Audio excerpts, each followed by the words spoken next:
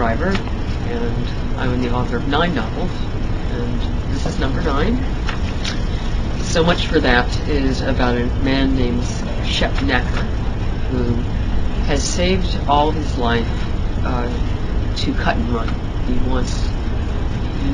wants to take his savings and leave for the third world, where those savings will last for the rest of his life. In fact, he calls this second phase of his life the afterlife. And he and his wife have been taking trips during their entire marriage, looking for the ideal place to retreat to. And he's finally figured out that his wife Glynis is just not serious about this project. She keeps coming up with one reason or another why now is not the time to go. So at the very beginning of the book, Shep is waiting for his wife to get home. And she finally arrives, and he's all packed up. He presents her with 3 plane tickets for her, their son, and himself. It's for the island of Pemba off the coast of Zanzibar, which he has picked. And that is where he wants to go, and he's going to go with or without her. He'd like her to come along, but if she won't, he's going anyway, because this is an act of loyalty to himself.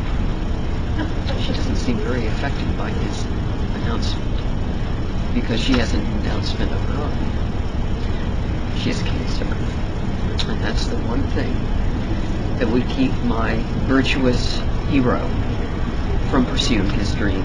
So instead of flying off to Pemba, Shep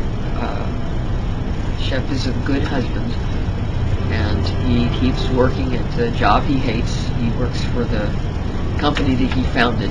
Now he's demoted himself to a peon in his own company. And little by little, you get the readout of his Merrill Lynch account in every other chapter.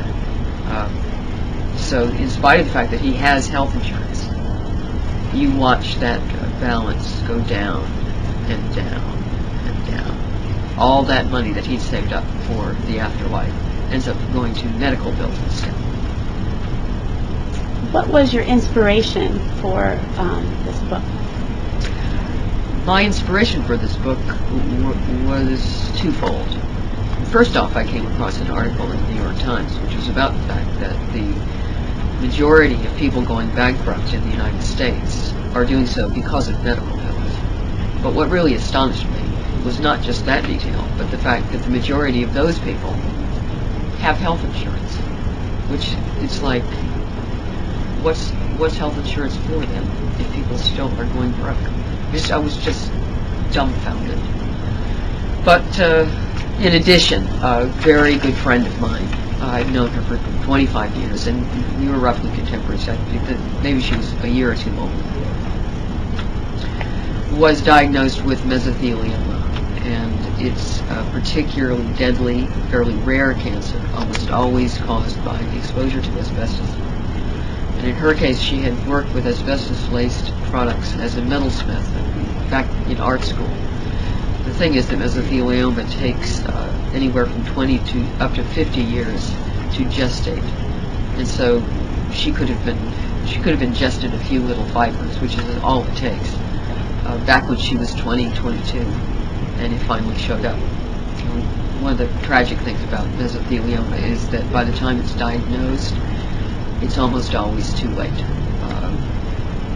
It doesn't have any symptoms until you've had it. And at only 50, which these days is quite young, that was really rough. And about exactly a year and 3 months after she was diagnosed, she died in late 2006. It was a big emotional event in my life, and like most novelists, that's what I resort to when I'm writing a book.